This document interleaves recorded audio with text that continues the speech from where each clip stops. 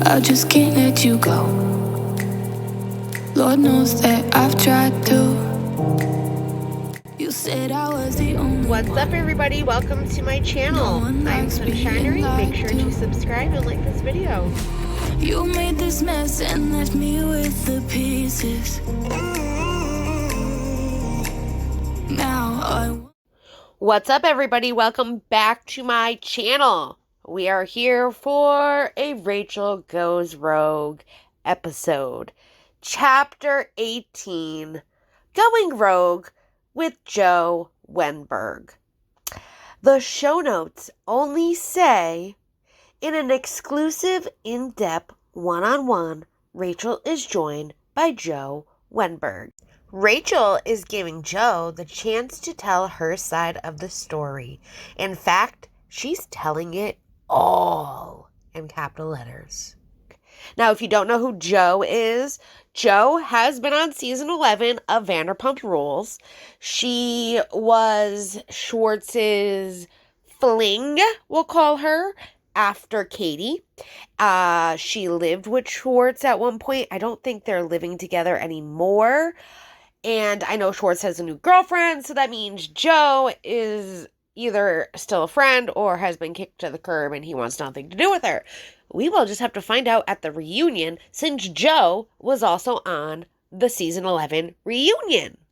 Now, as you may remember from last episode, Rachel went to the iHeartRadio Music Awards. So did Katie Maloney and Dana Cathan, who have their own podcast as well, Disrespectfully, which I just put out a episode of their podcast. Well, it's like 2 episodes of their podcast, but all the good stuff. So go check that out. But something that happened was after the iHeartRadio Music Awards, Rachel and Jo got together apparently, or they were chatting. She told Jo, hey, it would be awesome if you could post the fizzle and sizzle from Life and Style and like show that Katie and Dana wear the worst dress. She's already admitted to it. She did a whole episode where she said she made a mistake, yada, yada, yada. That was last week. You can check that out too. But now this week, it's funny because she has Jo with her on her podcast. And there's been a lot being said because of everything that's gone down. So this will be an interesting one for sure. And it's a long one, so buckle up. Make sure to like this video. Make sure you're subscribed to my channel. And then go back and hit your notifications to all so you can get notified every time I post a video or go live. You don't want to miss that. I've been posting a lot lately. And I hope you all have been enjoying it. Also, really quick, I had to add this in the beginning. I am doing this podcast in 2 parts. So, this is part 1. Stay tuned for part 2. It will be out as soon as possible. I promise. This first part is a lot, so buckle up. And that's why I had to do this into 2 parts. And I'm so sorry, but like I said, part 2 will be out soon. All right, let's go. Welcome to another episode of Rachel Goes Rogue. This is your host, Rachel Savannah Leviss, and today I have Jo from Vanderpump Rules joining me today. One of the few people that I still keep in contact from that circle of friends that I was so involved in. So please welcome Jo. Hi. The first thing I want to ask you, because you've kind of been around this friend group for a while. We know you were friends with Kristen and have gotten involved with Tom Schwartz, and now you have had a bigger role on season 11 of Vanderpump Rules. Yes. What is it like watching yourself back on TV? It's watching myself back on TV, like being behind the scenes and being behind the camera doing hair for some of the cast was easy. And then being in front of the camera was also easy because I was honest and I just didn't have any inhibitions. Because last year, did you make a few appearances? Like, was it a very minimal? No. Last year was the moment where Schwartz came home from something that you guys were filming. Mm-hmm. And the pizza was burning. And then that's right. We called it Pizzagate. Me and Schwartzy called it Pizzagate. And the camera crew came in and Right. I was staying at his place. Yeah. And I was about to leave the next day. And they came in and they saw and they recorded me leaving. Yes. And I was like, I'm out of here.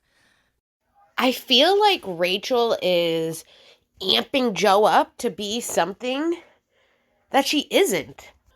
She doesn't have like this huge lead role in Vanderpump. She's not part of the main cast. Allie and Brock have bigger placement before she even does. She literally only is part of it because she was in a situationship with Schwartz. And Schwartz was trying to play it like it was nothing. And I think that entices the producers a little bit to be like, well, she's living with you. You guys aren't doing this? You aren't doing that? Like, they're trying to find out because so much has happened. Now they're definitely got their radar and flags going to see what's going on. I do know that Jo knew Kristen and all of that. She knew Katie as well. And that's why I said it in disrespectfully in that episode that I just put out. But Katie knew Jo when she was getting divorced with Tom, even before that point. And Jo was telling her in text messages that she would be there for her. She's so sorry with everything she's going through. And then in the next breath is all up Schwartz's ass. And it's like, here's this person that like you thought was going to be there for you and help you through one of the most difficult points in your life. And really, they just wanted your ex-husband. Technically. I mean, really, that's what it is. Like, maybe that's why Rachel and her have a lot of things in common. I don't know. What do you guys think? And one more quick thought. Whose hair was she doing besides Schwartz? I mean, listen, I got my hair bleached plenty of times. I was a blonde bombshell for 7+ years. That to me was a really bad dye job. Just saying. Just saying. Following that, it turned into who's Jo? Who's Jo? Who's Jo? Who's Jo? And Right. Schwartz and I were dating, and we tried to keep it like under wraps Totally. because like it wasn't a negative thing. It was more of a we were looking to see how we were going to purposefully get to a place on our own time, Schwartz and I on our own time to like talk about our relationship. Mm-hmm. So yeah, I got into this by being asked before to be on the show. And then finally I said, yeah, I want to tell my story. Mm-hmm. I was sick of being silent and I was sick of everyone else writing my narrative. So Mm-hmm. I finally said, let's go. Mm-hmm. 2 scenes to 15 episodes to 6 confessionals to the reunion to the finale later. Wow. Yeah. Wait, so who was telling her story for her? I mean, besides, like, the Pizzagate, but literally that was nothing. Maybe she means, like, Schwartz, but even she seemed just as confused what their status was at that point, and I get it. They were trying to keep it under wraps because they didn't even know what their relationship was, and they hadn't talked about it. I get it all. I do. But then who was telling your story? Because if you were keeping it under wraps and so was he, like, no one's story was being told but his because he's on the show. And yes, he was seeing you. I'm confused. Are you guys confused? But that's why she wanted to be on the show. She had to tell her story. And we already know she's already lied to us. She lied saying she had no clue about Rachel and Sandoval, which still, I don't want to go into it right now. Maybe when she talks about it, because I believe she probably will. So do you think that it was like more than you initially thought that you were going to be involved? Yes. However, the journey was easy for me with production and with the crew. What wasn't easy for me was the cast. Let's talk about that. It's just imprinted in my mind now, watching it back and seeing that play out at Hotel Ziggy, where the girls are just, I mean, low-key harassing you for no reason. And Scheana, for some reason, has like this huge issue with you wearing a hat. Huge issue with me wearing a hat. So what the heck was that all about? Great question. I walked in there excited to be a part of what Schwartz and I had already decided to go to together. So we were excited to go support. And also, to be honest with you, I kind of wanted to see what Hotel Ziggy was all about. Yeah.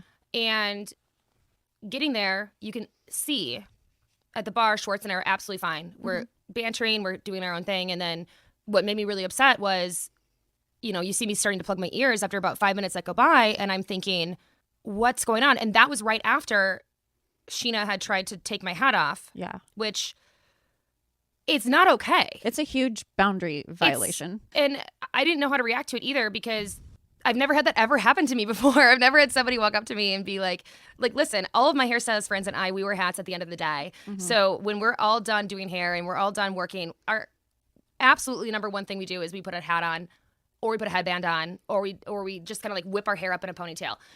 I didn't have any idea why that was such an issue. Looking back now and seeing that episode, I felt pretty violated, to be honest. And like, I felt uncomfortable, and you can see me feeling very uncomfortable. And then it's kind of like, hey, Scheana, nice to meet you. And then you tell me to take off my hat. No one wants to ever have somebody take off an article of clothing that's either like a hat or like, what if she was like, oh yeah, your shoes are, I don't know. I mean, and then they take it away from me. I mean, now, I even had to go back to the DVR and watch the scene over and over, and I even recorded it for you guys. I will insert it the best I can. We know how they are. But what I saw was not even Scheana touching the hat. Now, did Scheana point and get close to the hat? She did. But she didn't take the hat off of her head. I know the hat was removed by Jo herself, and then I think the girl that was her friend that was talking with Scheana, because I don't know who that girl is, grabbed the hat and put it behind her, but Scheana never touched the hat. And then Jo went and grabbed the hat from behind the girl and put it back on her head.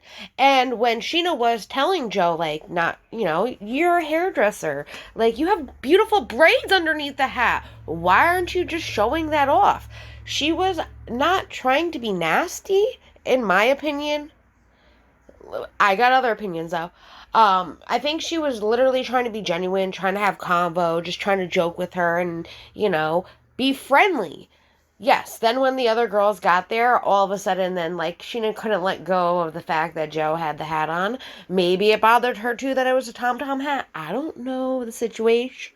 But then all of a sudden, she kept making this hat and her wearing it a big deal with the other girls. And it kind of seemed like maybe Scheana was a little tipsy because she was hyper-focused on it.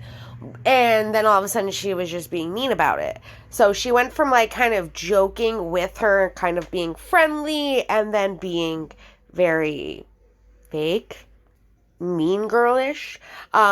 I can also tell, like, they're very far apart. So Jo, yes, they were talking about Jo. So for Jo to also assume that they were talking about her without actually knowing if they were talking about her was on her in that sense. Like I said in Rachel's last podcast, actually, I said, you just gotta have a good time, like, not worry about anybody else. Them having a good time makes those people that are watching and hyper-focused and all of that, not feel so great because you aren't bothered. And I have heard some rumblings that Jo herself is not as nice as she comes off as, and she says a lot of petty Betty shit, and we see that she evolves herself in it as well. I'm not saying one is right over the other, because I don't know. I just feel like this was a little exaggerated, and she's not really recalling exactly what went down, and the proof is in the pudding. Just like Jo knowing about the affair. You drove Rachel to Big Bear. You knew. You left her there. You were in a different room with Schwartz. Like, where did you think Rachel was?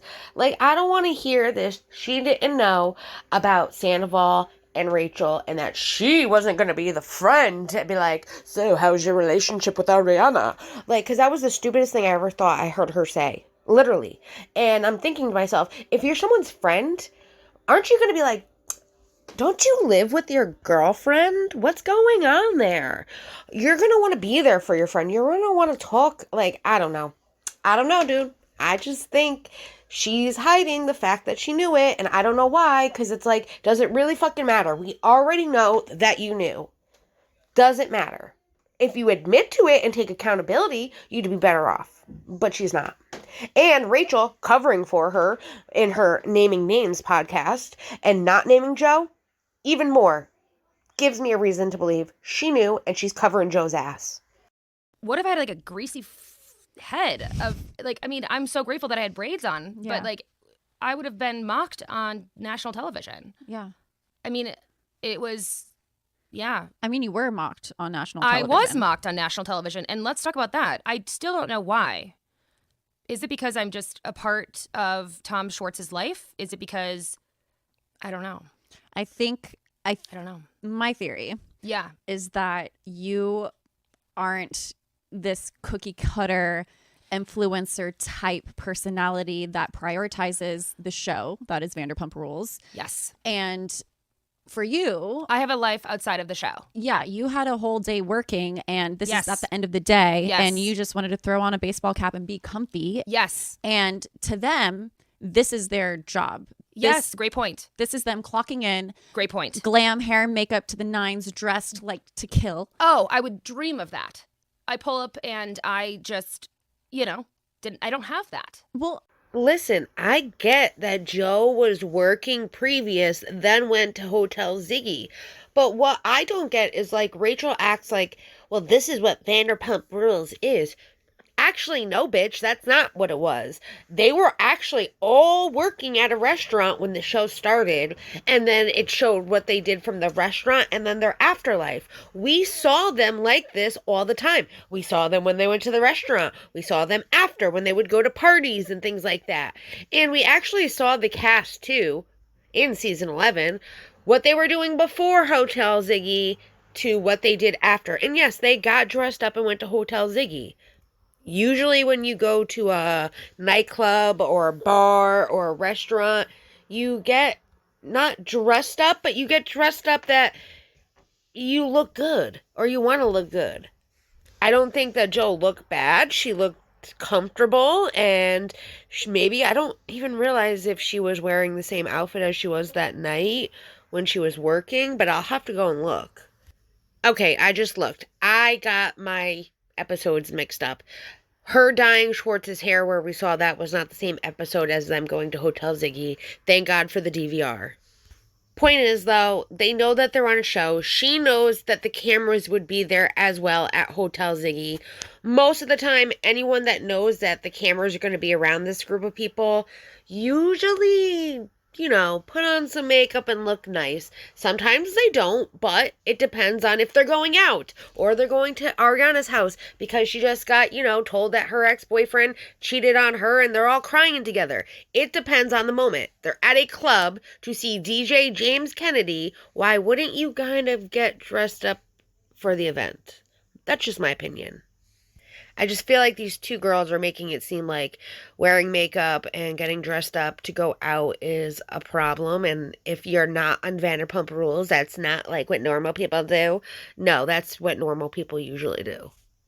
I feel like your priorities are different. Like Our priorities are different. yeah, you prioritize your actual career, which is hairstyling. And this is just a side thing that you're doing because you felt compelled to show up for this season.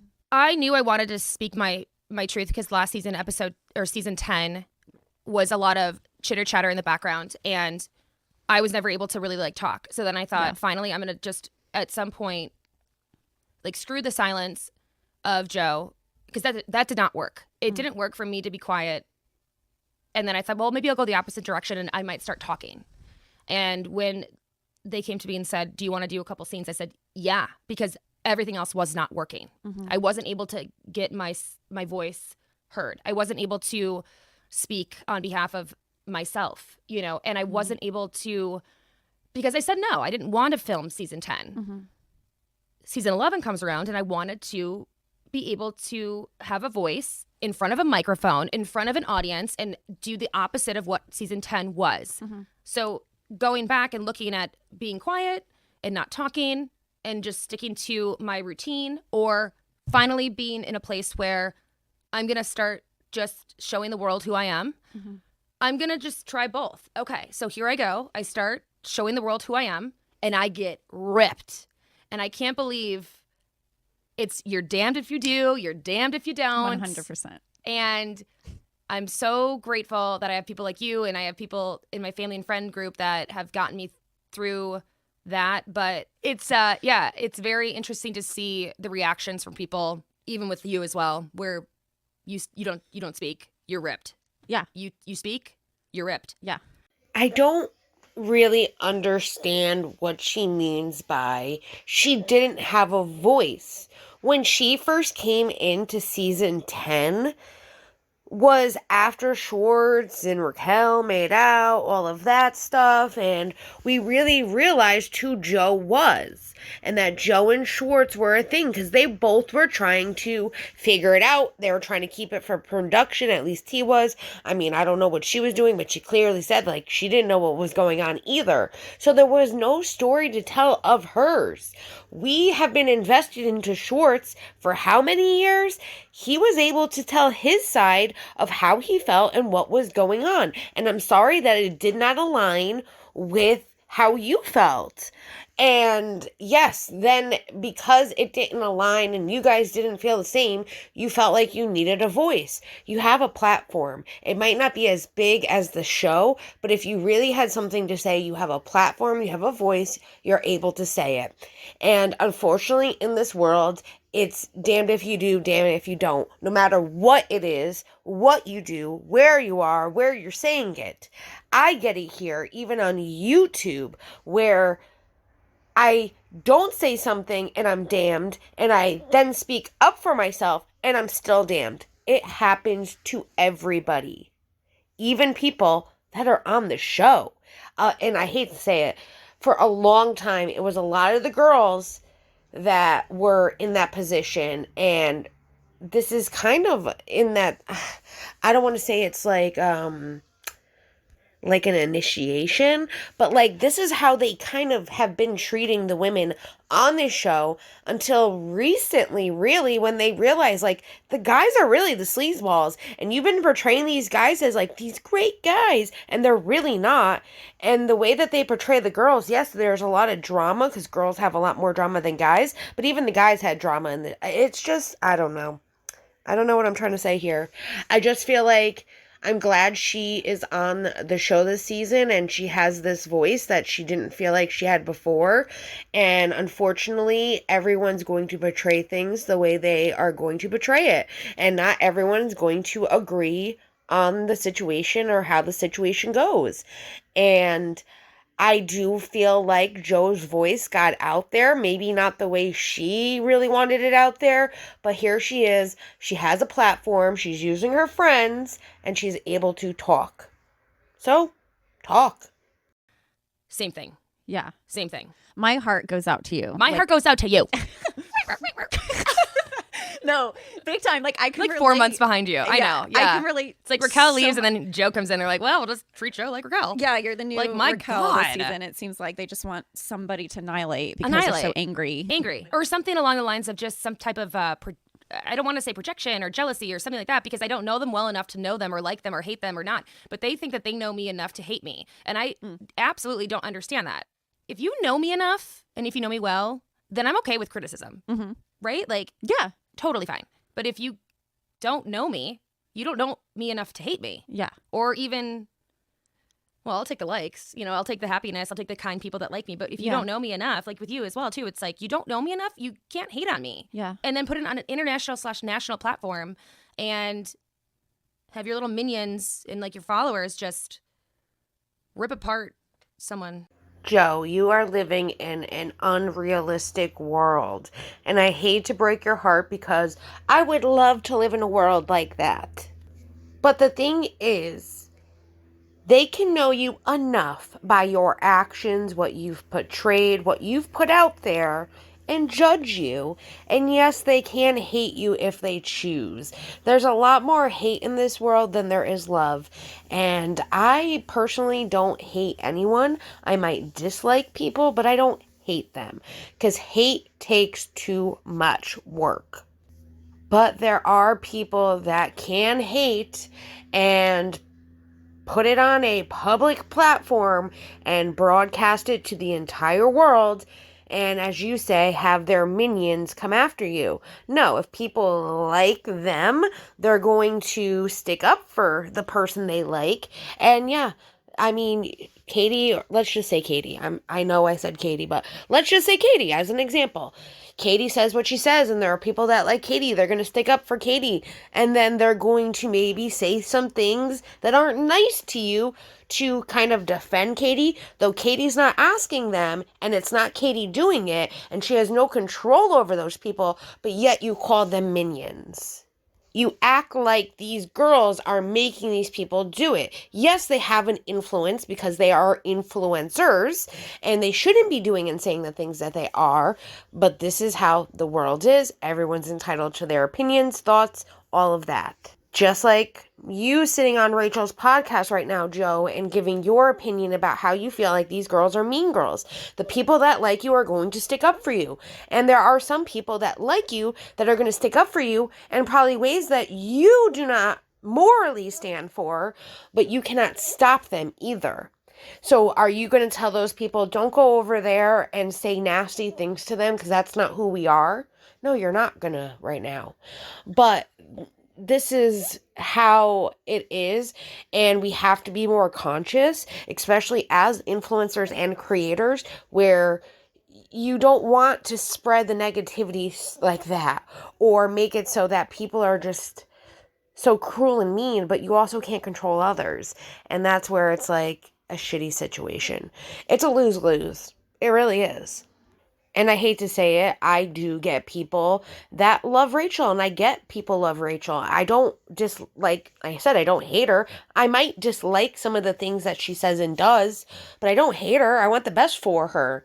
And I feel like some of those Rachel lovers or fans have attacked me for not saying some nice things. Maybe I don't come at her like that. I tell her like how it is, how we see it, how we perceive it, how I take it.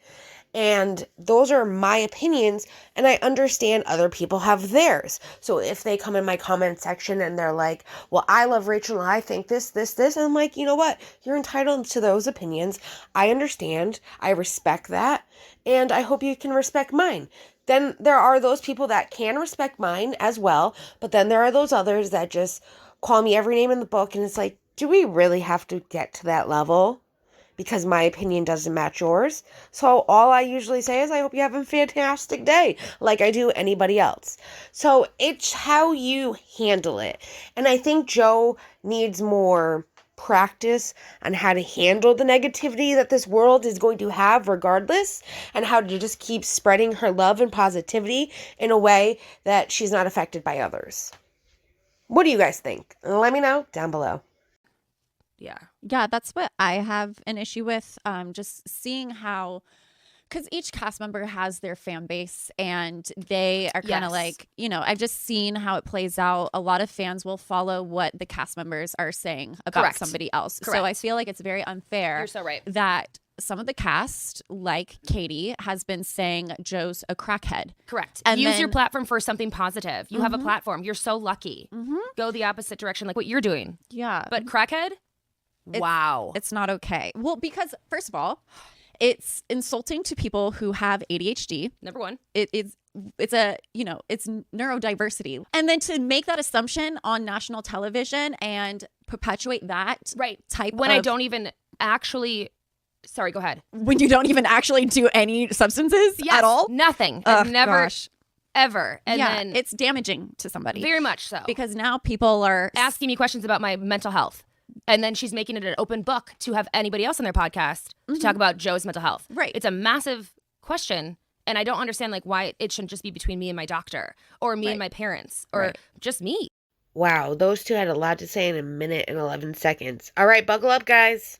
So, each fan has their own fan base, yes, but a majority of us, we are fans of the entire show. Yes, we lean towards certain people, but we are fans of the entire show.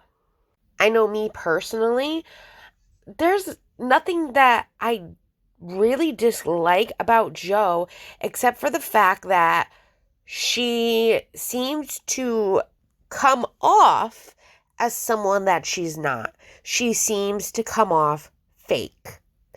And that is something I have seen, not been influenced by other people and what they think. Because personally, what I think the girls did to her the other night at Hotel Ziggy, like I said in the other podcast, one of the other podcasts, either Rachel's or Disrespectfully's, they were far enough that maybe you couldn't understand what the girls were talking about, but it was pretty obvious that they were talking about Jo, and she felt very uncomfortable because she was probably assuming in her head, what are these people talking about, especially that Scheana didn't like the fact that she had a hat on, you know what I mean? So I can only imagine what was running through her own mind, especially when you eat yourself alive, you eat yourself alive. I understand that.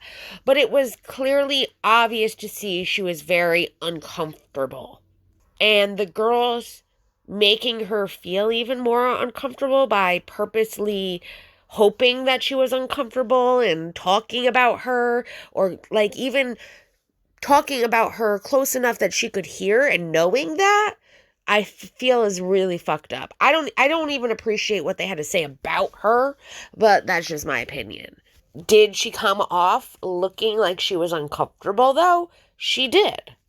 But anyways, let's get into this crackhead comment, because I got a lot to say about that, and I want to pull up Reddit and show you guys some things on Reddit, because a lot of people said a lot of great things 5 months ago regarding Jo, and this crackhead comment actually came from Instagram and then was brought to TV, not the other way around, and she can't even get that right. Like, that's what I mean, like, I don't know. So thanks to Blonde Hair Black Heart, their IG has everything still, like most of the fan accounts do. But I went back and looked, and they put up the comment where Katie calls Jo spooky and a crackhead. Katie's comment came from the real Vanderpump, where she had left the comment under their post, which real Vanderpump says, could it have been a double cover?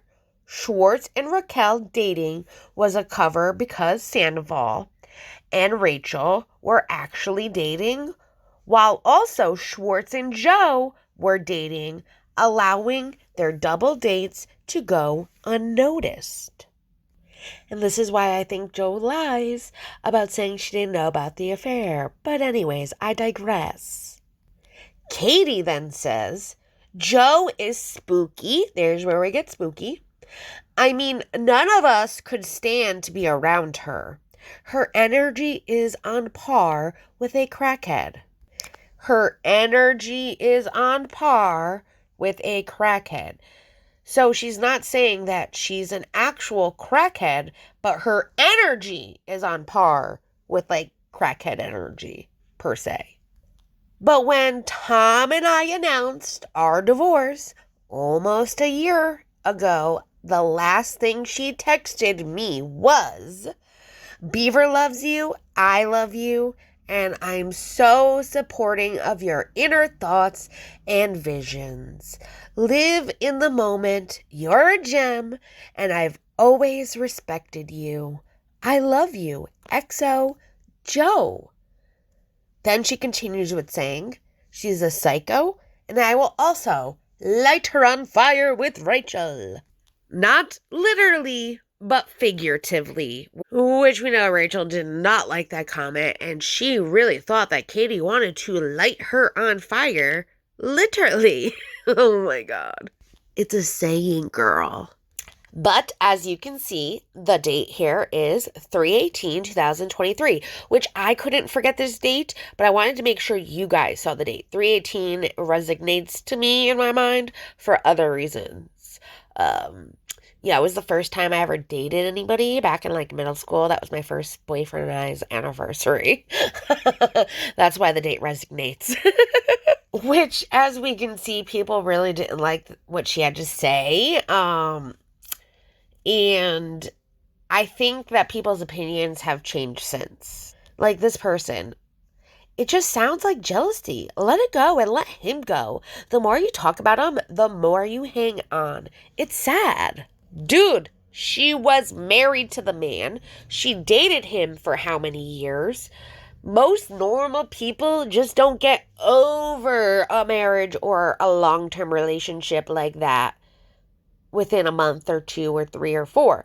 Yes, there are some people, life works in magical ways, but most normal people grieve, and they have a grieving process, and everyone grieves differently.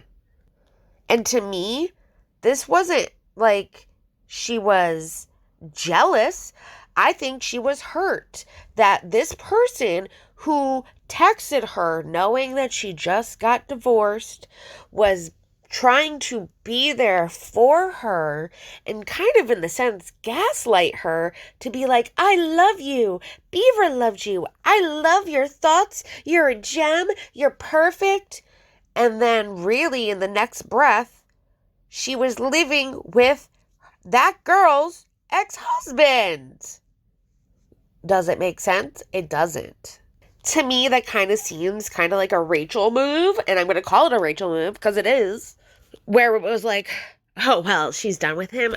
I've always thought, like, Schwartz was cute, and also, like, now that Katie's not with him, maybe I should try.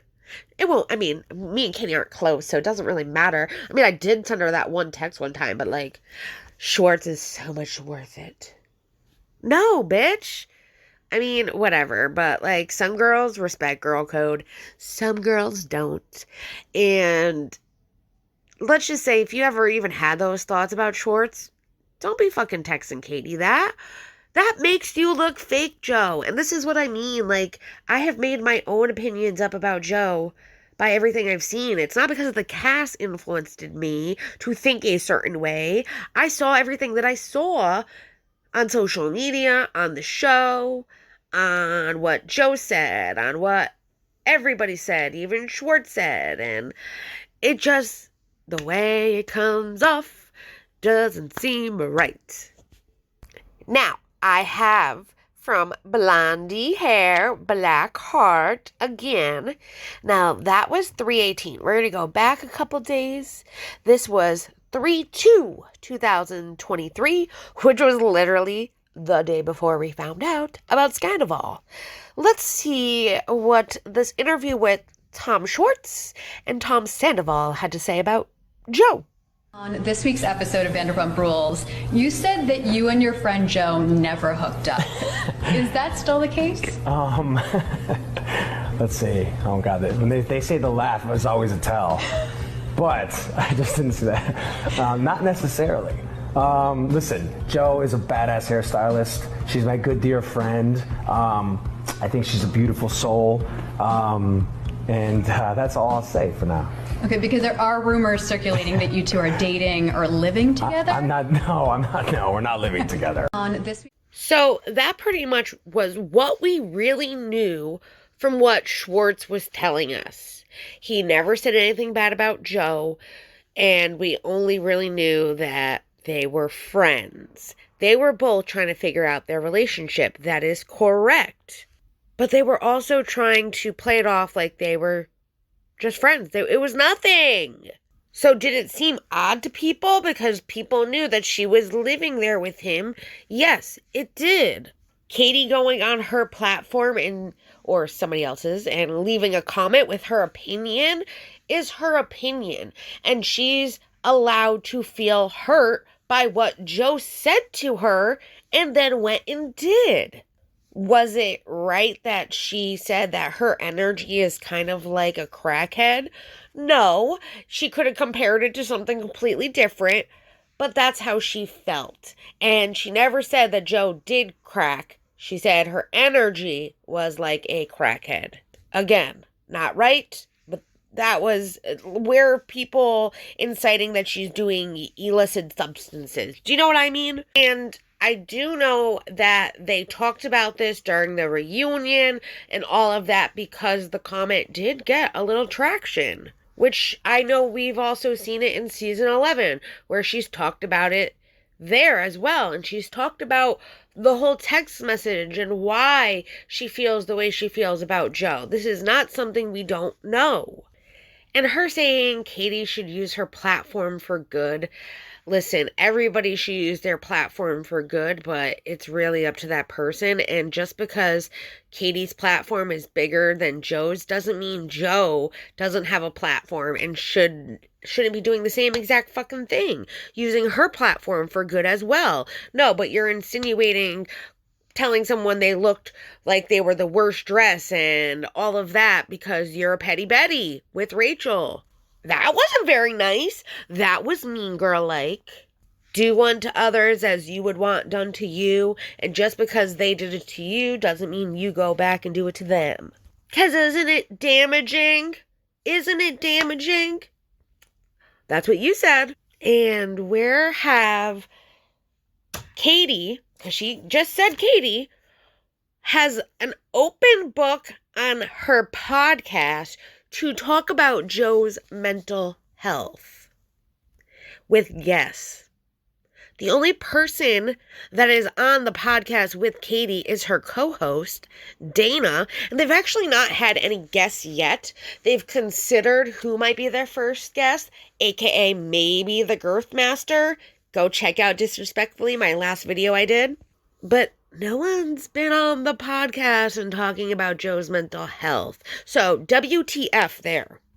Also, I have ADHD. I've been diagnosed since I was in 3rd grade with ADHD. I was put on medicine. I decided to come off the medicine when I was going into high school with my parents' and my doctor's permission. And I have now, in my later years, have learned to be able to use my ADHD to my benefit without medication, and also how to really control it. There are times that I'm out of control, but I enjoy my ADHD. It makes me who I am. I deal with it every single day, but I do not find it insulting, which Rachel said, it's insulting to anyone that has ADHD. I have ADHD. I didn't find Katie saying that her energy matches to a crackhead's energy as insulting because I have ADHD. I've been told that before. I've never done it. It's something, yes, it's not a great way to describe people with ADHD, but in the same breath, it's like, that's kind of what it is. You're nonstop. Go, go, go, go, go, go, go, go, go, go, go. You lose track of what you're thinking. Your attention span is not there. You're hyperactive. ADHD, Attention Deficit Hyperactive Disorder. Which I love you all for loving me for who I am. And I really respect you all for taking me in the way that I am. I appreciate that. I love it. And I hope you love me for who I am, because I just want to love people for who they are, no matter what they have going on. And I want the same for everybody else. But anyway, I want to get to this Reddit post. Now, this Reddit post was done November 10th, 2023, which I will show the proof, but it says, I don't think she realized what she got herself into. 1.5 speed, which the video is at 1.5 speed. So if you hear her talking fast, it's because the video was already sped up. I didn't do any speeding up. The video was already like that.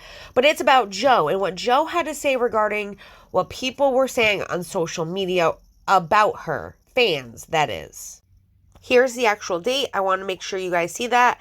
And now let's get into the video. And remember, this was from November. I am so scared that I even went public because you guys, I'm like, everyone has been so mean to me. I'm honestly like shocked, like beyond like the background in my phone, the fact that I talked to Schwartz. Oh my gosh, I can't believe that you would like talk to Sandoval. You're wearing a hat. You don't wear makeup. You guys have got to stop. Like, think about this. Like, let's say like I wear makeup all day doing hair, right? And then I go home and then I decide to like put on a baseball cap and I go surfing. Like I live on the West Side. So like, it's like, you know, that's what I do. So my favorite moments are that. I don't take note of, or I don't take stock of like, I don't know. It's sorry, I'm really bad at this. Just don't make fun of my appearance and just don't be mean to me. And also just like, there's a couple of you guys though that have, I was just saying that there's a couple of you guys that have been so nice and like so kind, and I'm trying to DM you guys back. But I will say like majority of you guys have been like so mean about like, I don't know. It's like you guys just like don't understand that. I don't know. Like I live in LA, I get it, but I also like look pretty during the day and I do hair and I'm friends with these people, and also I have scars. Like I've, you know, it's just like we all are the same person. And I've been called Spooky Joe and I've been called Crackhead Joe and I've been called so many things. And it's like we've got to stop doing that because it has definitely been really mean. And I think that you guys, some of you guys have to stop like being mean to me because like it's just like not okay. But a lot of you guys have been very mean, but some of you guys have been really nice. So if you guys are nice, DM me. Otherwise, I don't want to hear it. Okay, wow. All right, so now the hate is no filter and no makeup. Oh my gosh, you guys hate that. So should I just filter myself then? So then I put some lipstick on. I don't know really how to do it, but oh shoot. And some lip gloss. So I guess the hate's gonna come from that area too, or that angle. Oh, she can't talk. She's too skinny. She's, God, you guys are mean. I'm gonna just try every option to see what actually people care about. Or I don't even think that you guys even care about me, but I would suggest that like kindness goes a long way. And now, there were a lot of great comments underneath this, like this one. I wear makeup and look pretty all day and come home and take it all off and get casual. But then also claims she doesn't know how to put lipstick on. Just stop, babe. It's the hypocrisy, the way she contradicts herself. And if we move down, Future says, and what? She pretends she can't put a hat on her own head properly? It's cringe, or is so cringe. The next comment underneath says, oh my God, yeah, immediately got the pick me. I'm not like other girls vibe from that statement. I guess she's forgot she just posted saying she wears makeup during the day. Which the next comment says, seriously, I don't know what she was expecting to come from immediately blasting those pick-me vibes to the world. She started the conversation about makeup. Nobody would have said one word about her lack of makeup if she hadn't brought it up as if she's so quirky and special for not wearing it. Also, she's been publicly aligned with the wrong side of a huge scandal, and she's expecting nothing but compliments and brown-nosing from VPR fans. Read the room. And her continuously denying that she had any clue of anything that happened is bullshit. And this was 5 months ago these comments were made. And we're still here lying in season 11. And with Rachel. This comment is great.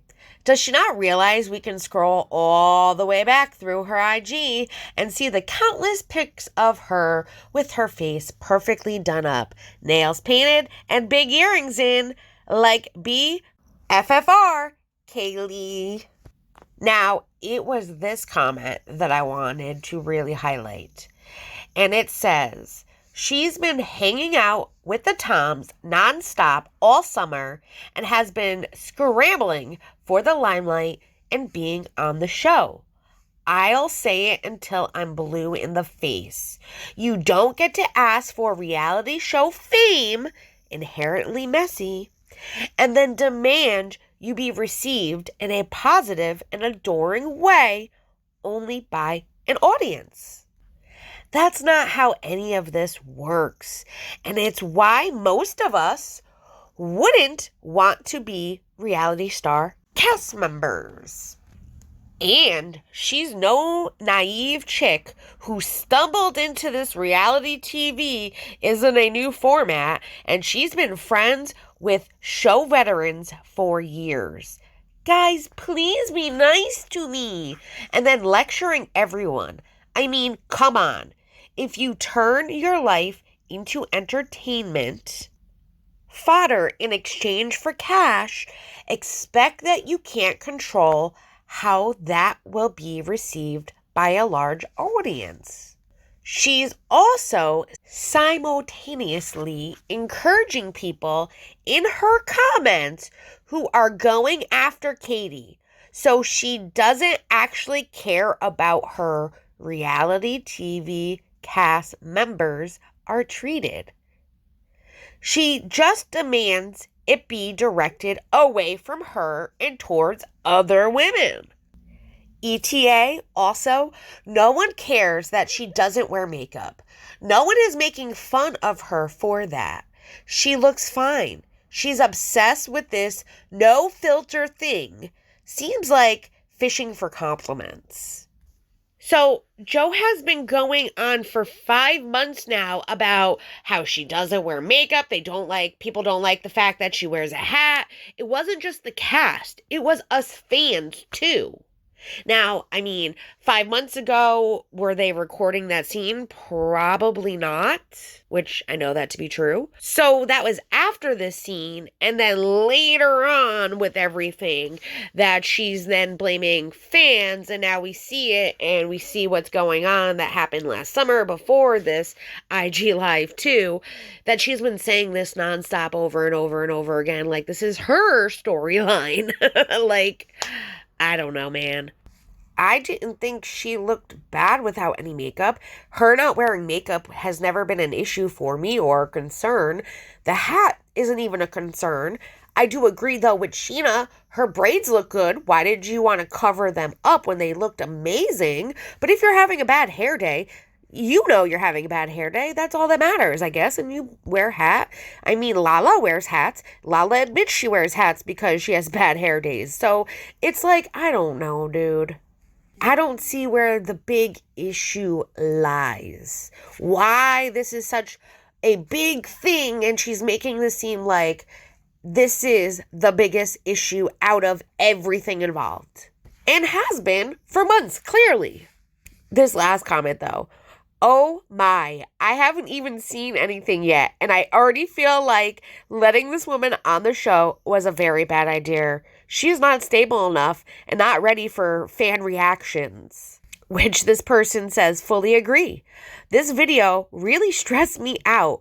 Her absolute naked insecurity splashed on the screen. She's not built for this. Which, listen, not everybody is made for reality TV. Not everyone's made for being a YouTube creator. When I even started out being a YouTube creator, people said, you got to have really thick skin to do this. And not until I started doing it and seeing things I never saw in the real world, that how people act and do other things that they would never do in real life on social media, did I really fully understand that. So I can get that as well.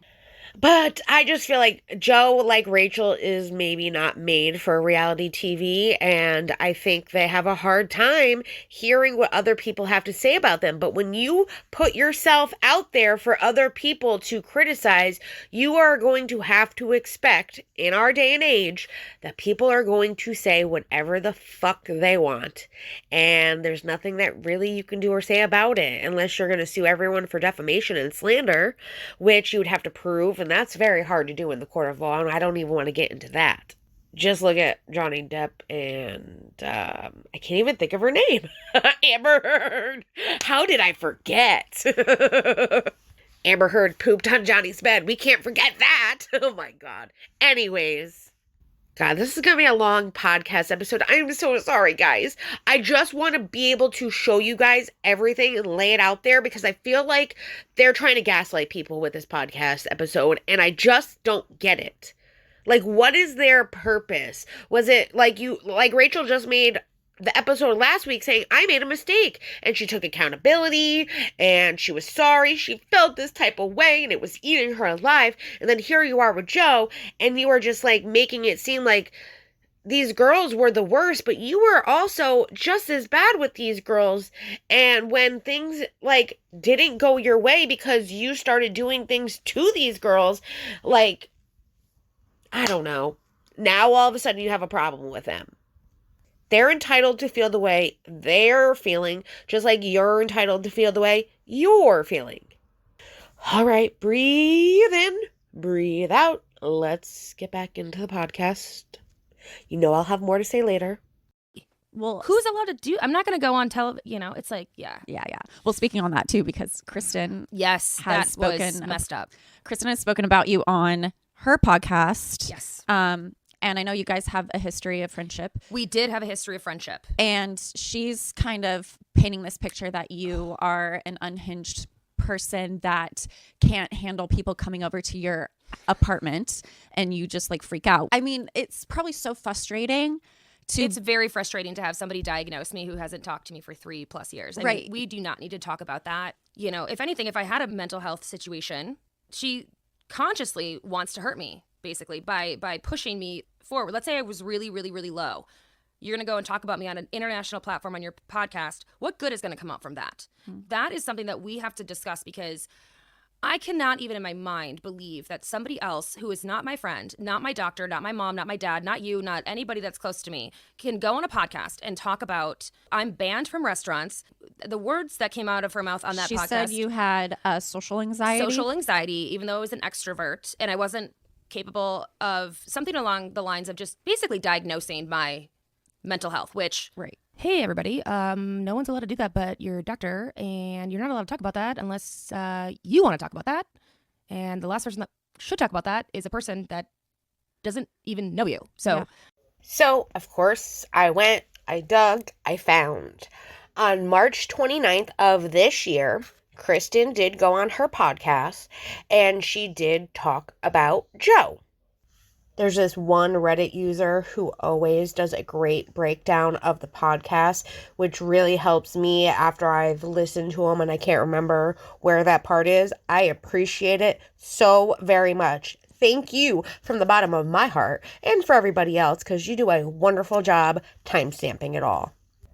Now, I'll leave this up on the screen. You guys can pause it if you want to read the entire thing, but I'm going to highlight some parts of this.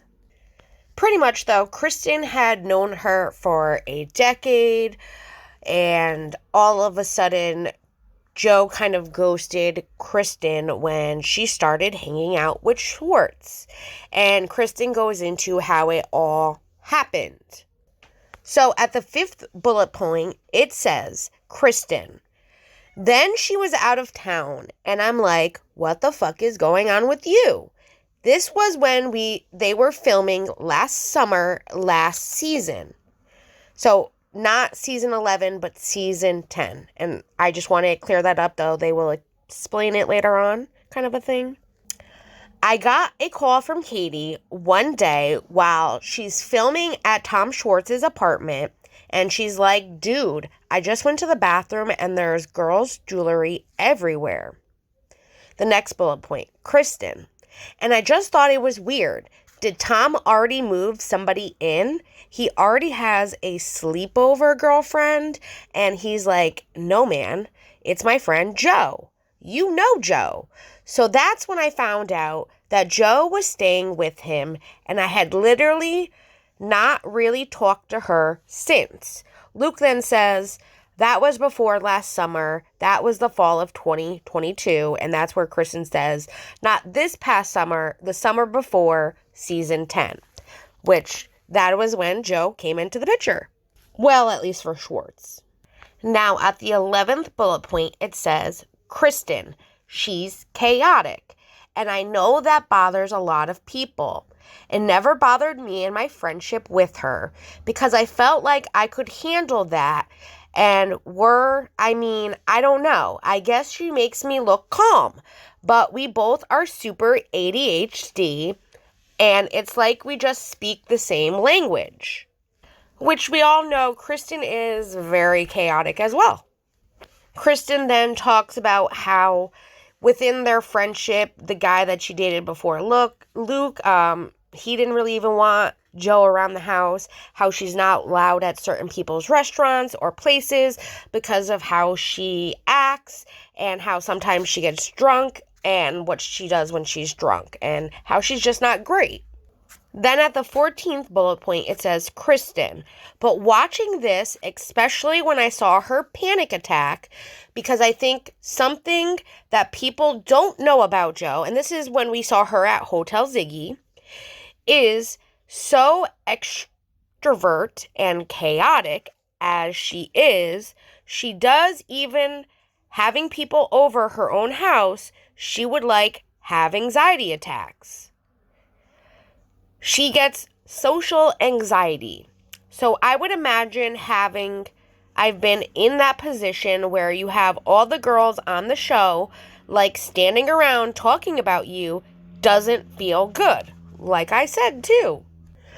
Regarding the scene at Hotel Ziggy, Kristen did say that while she loved the girls, they were all being fucking assholes and not nice to making people feel bad. Kristen clarified that Schwartz and Jo are not currently dating, that Schwartz is dating someone else who Kristen said is lovely. So that is where she talked about Jo. To me, that's just explaining, like, hey, listen, people don't maybe know this about Jo, but because I've been friends with her, I know that she can get panic attacks sometimes, especially in social settings. And it must have definitely been very hard for her with all of these girls filming a show, standing around, that she couldn't imagine that it felt good for Jo. To me, that's not really talking about, like, her mental health status or, like, talking badly about it. She's literally talking about, like, hey, this is something that she's dealt with, and I know this because I was her friend, and I can understand where she was coming from. And when I watched that scene, I felt very uncomfortable for her, and I didn't like what the girls were saying either, and what they were doing definitely wasn't going to make anyone feel good. She was siding with Jo in that sense.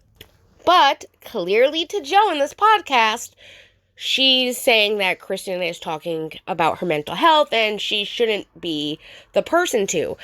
I guess it's like, where do you draw the line? At this point, they're not friends.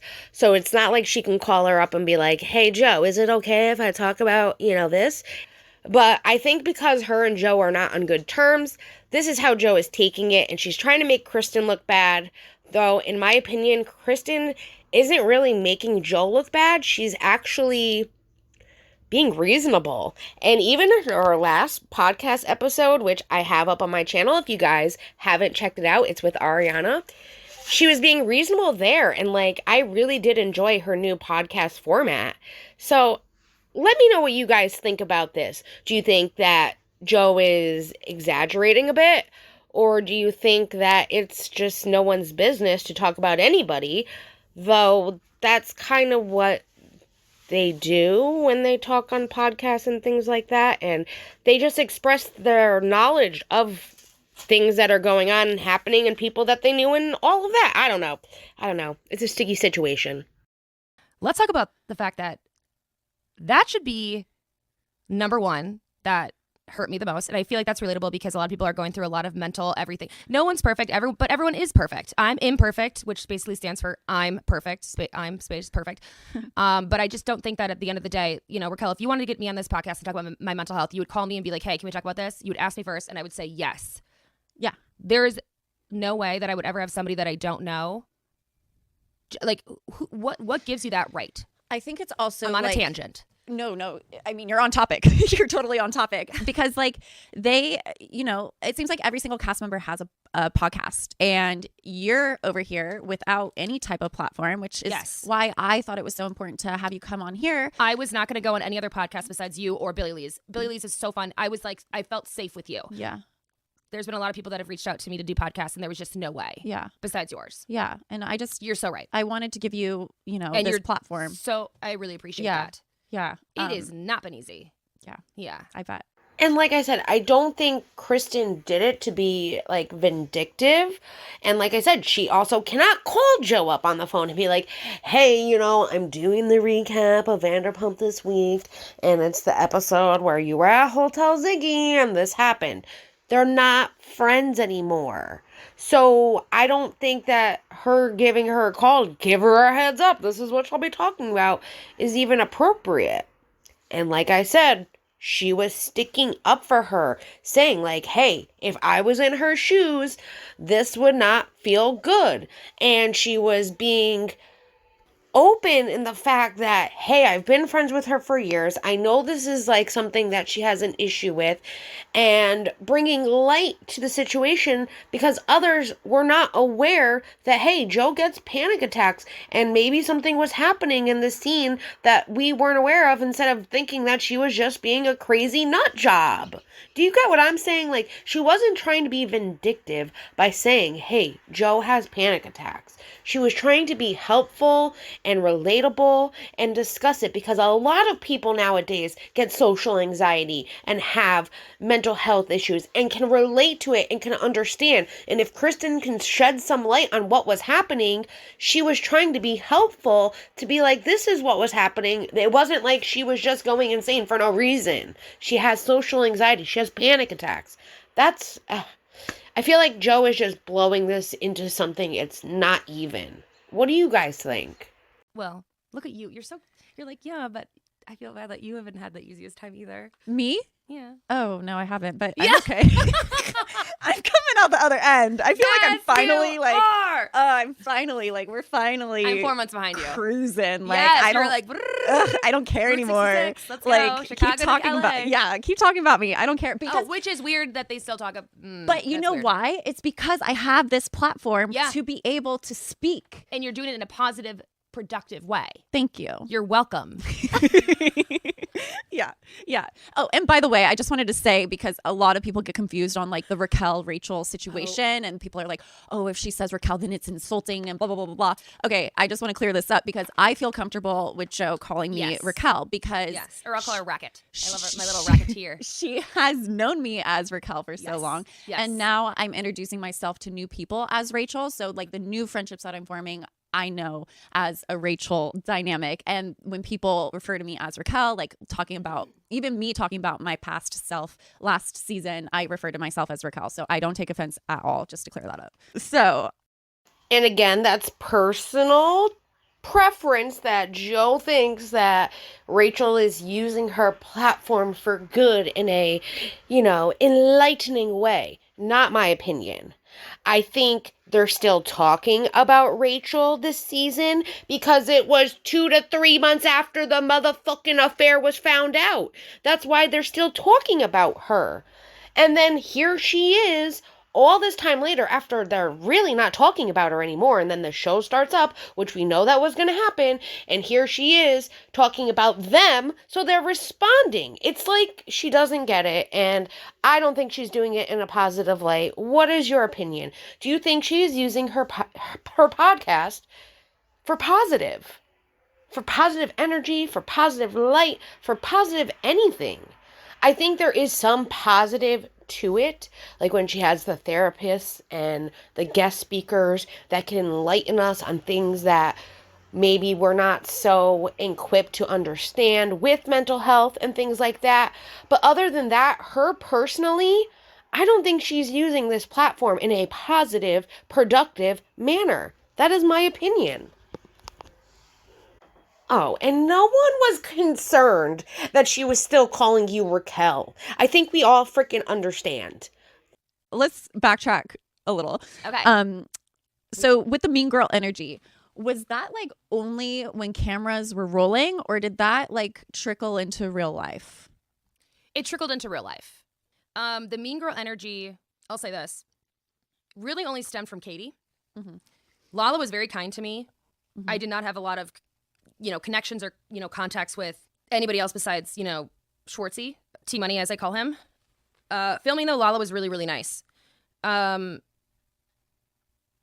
mean girl energy started when I started dating. Well, I'm going to be honest, when Tom Schwartz and I started dating. Mm-hmm. And it mostly came from Katie and then Kristen. And I decided that I wanted to lean into, Tom Schwartz, and he was there for me for a lot of that. And he was very protective and, as one should be. He's a very good friend. And then it trickled into them being confused that I would film. Unbeknownst to them, they didn't know that I was only asked to do 2 scenes. And then it turned into the whole season, which, again, production was very nice to me. The most hate I got was from the cast. So the mean girl energy has still not stopped. Mm-hmm. It's every day. It's consistent. It's been 2+ years of certain people having followers. I believe it's all social media based because I had a different situation than you did. I really did not have a hard time with production or the crew. I had a hard time with the cast. Mm-hmm. And only certain people. And most of them were so lovely. But when it came down to it, the way that I was treated was, and still is treated, is beyond. I mean, you walk up to somebody in a restaurant and for me, I like to say hi to somebody if I know them or have seen them before. Yeah. It would be a hard turn the cheek, move away, call me a rat girl. You don't want to be affiliated with somebody that doesn't want to be affiliated with you. So you just move energy towards something else. And I just really think that she doesn't understand the dynamic of what happened. It had nothing to do with them filming at first. It was the fact that no one knew that you were even living with Schwartz. And then when it was found out, it was a hurt to Katie. It was a hurt to Kristen, because that's really why you stopped talking to Kristen and you ghosted her, because you probably knew that she would not be happy with the fact that you were living with Schwartz, or in your eyes, dating him. But he says to everybody that you guys were just friends. So where did this dating happen? I mean, you probably did hook up, you probably did make out, but that's not really dating. At least in this day and age, definitions are completely different than when I was dating. And if I was to date again, kind of a thing. But even with Katie, like, we don't really see her even giving a fuck really about Jo, except when, like, she's asked about it or it's brought up and she has to respond. I've watched her podcast. She rarely talks about her unless, like, it's that week there's a scene and they kind of discuss it, or, like, the iHeartRadio event, but they don't go into details if they don't have to. They don't make it about her when it's not about her. You know what I mean? Even the same with Kristen and her podcast. But clearly Jo thinks she shouldn't have been talking about her, though we know that Kristen does recaps of Vanderpump Rules on her podcast, and that was a scene in the show. So was she supposed to just skip over it? These are like the type of people that, like, there's nothing that you can say or do that will make them change their mind, though they're completely off base kind of a thing. I don't know. That's what I feel about this. What do you guys think? I love hearing what you guys have to say. That's why I keep saying it, because I really do enjoy getting to hear what you guys have to say about it and your perspective on it and all of that good stuff. So let me know. Am I, like, completely losing my mind here, or am I, like, on the right track? Because I feel like I'm derailing, though it's really her derailing. And it's just making me feel like I'm derailing. That's why I started to plug my ears at Hotel Ziggy, because I couldn't believe I was hearing things that I didn't want to hear. Mm-hmm. The meanness, the anger, the aggression, it's still not stopping. I will say, though, the people that were nice to me from day one are still nice to me right now. So that's a beautiful thing. I don't know Lala, but she was very nice to me. I know Tom Schwartz, I know Tom Sandoval, but and Allie James and Scheana and Brock and like, it's just like Katie and Ariana were not nice to me, and they don't even know me. So again, I'll say this, like, if you don't know me enough to like me, you don't know me enough to hate me. Mm-hmm. Like, goodness gracious. Yeah. And I think the meanness from Katie came from the fact that she just did not want Schwartz to date anybody. It would be like a tree. If Schwartz was dating a tree, she'd chop it down. I hate to even stop again, but it's like, I don't really think that the issue is that Katie doesn't want Schwartz to date anybody.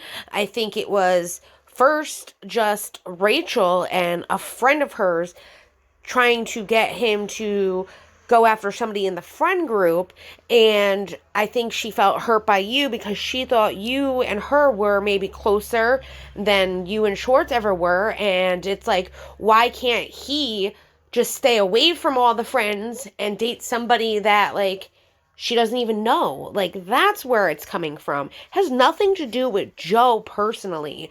I think she just is like, why is this man always trying to hurt me? And now he's trying to date people that, like, I was friends with or I knew. And it's just always him trying to hurt Katie. And he doesn't see it that way because he doesn't have his eyes opened. So I think she's wrong. Yeah. So. For sure. It's a good analogy, really. I have noted here some of the names that they've called you. Oh, yeah. So we've got a couple wonderful. Okay. I already talked to Jo about this beforehand. Yes. I'm not, like, springing this on her. No, she's not. Raquel, I'm really happy you're actually bringing this to light because it's something that needs to be addressed. Okay. So I feel so glad that you're doing this. Thank you. Yes. Okay. Here are some of them. Jo is a crackhead, crazy, rat girl, sociopath, a fucking liar, sloppy Joe, spooky, psycho. I don't even know what question to ask after reading that list. You're not wrong. Because it's, like, so wrong in so many ways. Yeah. Each one individually is incorrect. Like, it is wrong. I just look at my little sister, and I look at my little brother, and I look at my friends who have kids, and I look at the fact that they look up to me, right? And so, sorry, one second. Sorry. Okay. It's okay. You can feel your emotions. It's a safe place.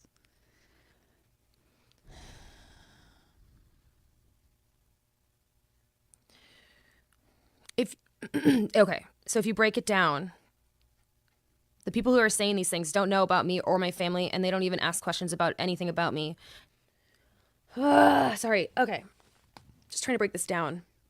They don't, and by they I mean these women that have platforms, and by platforms I mean millions of followers and podcasts, and Clearly, it's affected you in, I think, ways that maybe the viewer doesn't quite realize, like what we're consuming and accepting as normal.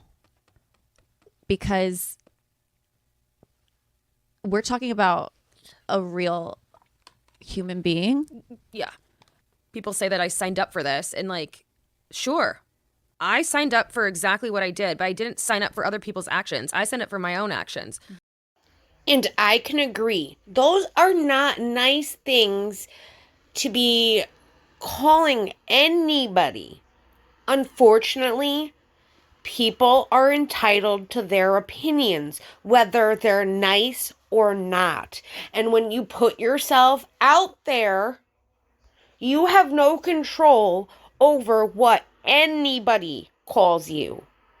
And even me, as a small YouTube creator, I have people out there calling me names, making up crazy accusations and stories that aren't even true, that never even existed in my life.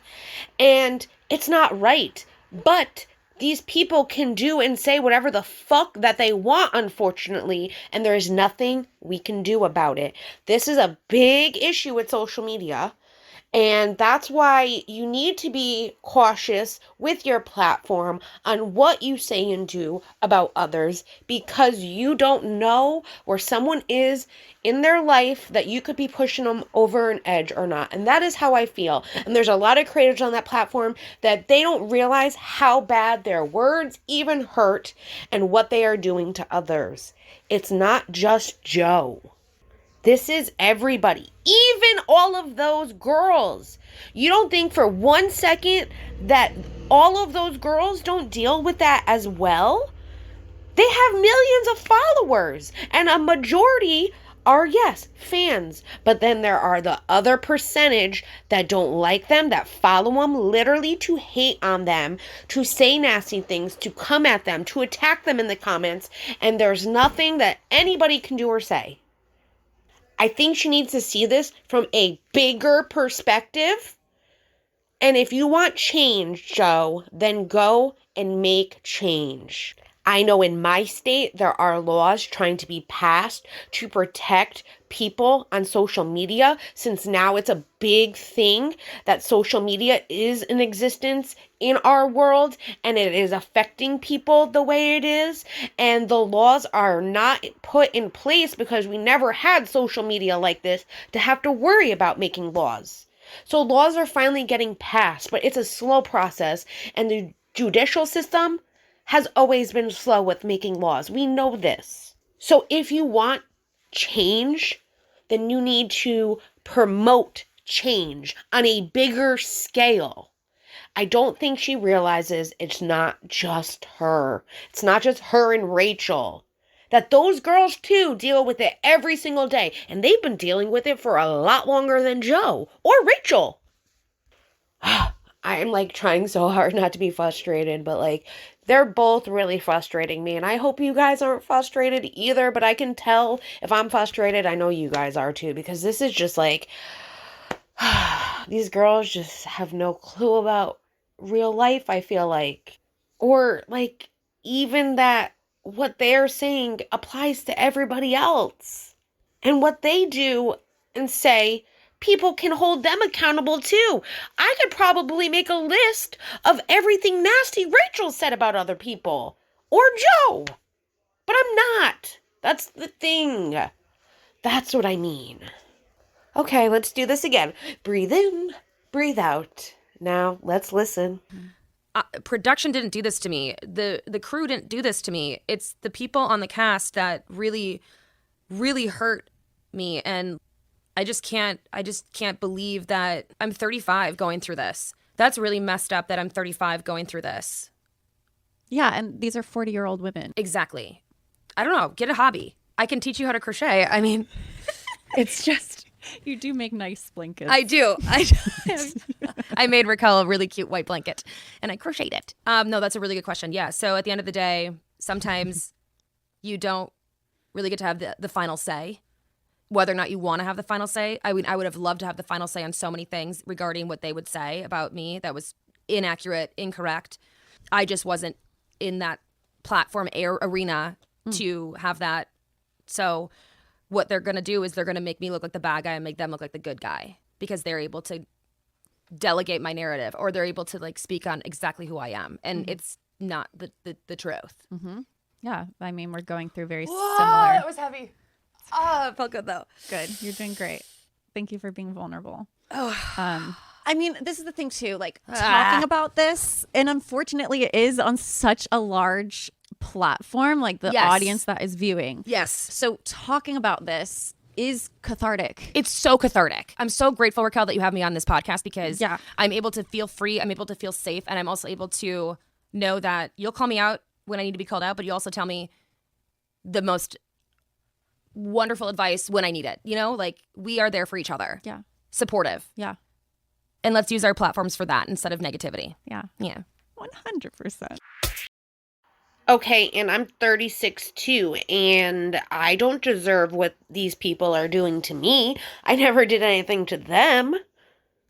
Except when they had an opinion about me, I stood up for myself, and they didn't like that. And maybe that's what you need to do. Keep sticking up for yourself. If something is not right, if they're lying about you or they're making a story up that never even existed, then go on your platform. Tell your story. Tell your side. People will hear you. People will listen. People will make their own minds up. These are not just 40-year-old women doing it. These are people of all different ages and brackets that watch the show. It's not just Katie and Ariana. And we don't even want to start about Ariana, because if we go there, we're going to go there. And I'm going to go there. How about when Jo made a group text with, ready for it, Sandoval, Rachel, and Ariana right as the news came out about Scandoval. Because I think that also says a lot about who she is. She knew there was something major going on. She didn't even really know who Ariana was or Sandoval, in her words. They weren't close, her and Sandoval, though. They did go on double dates, but we won't go there either. But, like, who was she to ask Sandoval what his relationship status was? That was her words. But, funny enough, she felt it was her place to make this group text message to say this. However, people deserve to be held accountable for their actions. Yeah. And Jo drove with Raquel to Big Bear and then left Raquel with Tom Sandoval in Big Bear. Also, you're going to get some shit from us when we know we're covering for her. The night that Ariana found the phone. That is so bizarre. And you were in New York. Jo sent a group chat to Ariana, Tom Sandoval, and Raquel and said, I love you all. I care about all of you. And it's really difficult for me right now. And people say I made it about me. And also because right before she started trying to Tom Schwartz, she's texting Katie, I love you, my fellow Justin Bieber lover. And she would never reach out to Tom and say, can I cut your hair? She would reach out to Katie and go, even when they were already divorced, I would love to cut Tom's hair. Katie, you mean the world to me, blah, blah, blah. Of course, everyone's going to feel the feelings that they feel. Mm-hmm. It's like Tom Sandoval. Mm-hmm. You made these choices. You continue to make the choices. Mm-hmm. You're continuing to act the way that you act. The only thing I feel slightly bad for Jo about is Tom Schwartz making her feel as if she's sort of his girlfriend, and then everyone else, including my friend Lena, who owns the hair salon, that is not the case. Mm-hmm. Okay, so I'm making the executive decision that this is going to be in 2 parts. We just finished the first part. And I know I've had a lot to say, but there is a lot that needs to be said. And that's why I do these. So, this is the end of part 1. Part 2 will be out tomorrow. I am going to be continuing to work on it. But I think that you all need a breather after this first bit before the commercials because it was already a lot. And I think also because like Jo, like me, has ADHD, she does talk a lot and she makes a lot of points at once. So to go over the points and kind of make sure like we cover everything, it takes a lot. And it's nothing against her. It's why I have to make sure I stay on track and have bullet points and know what I'm going to say or how I'm going to word things because I do have ADHD. It's something that I've learned. And also helps me when I do these. So make sure to like part 1. Make sure if you are not subscribed that you subscribe now and have your notifications set to all because the second that I am even done with part 2, it is going right up. So it might not even be tomorrow, but knowing what everything I'm dealing with now, which I do have some in real life stuff happening, it'll be out tomorrow. I love you all. I hope you all are having a lovely week. And remember to breathe while we listen to part 2 as well. And have a wonderful day. Bye, everyone. Burn all the bridges between us.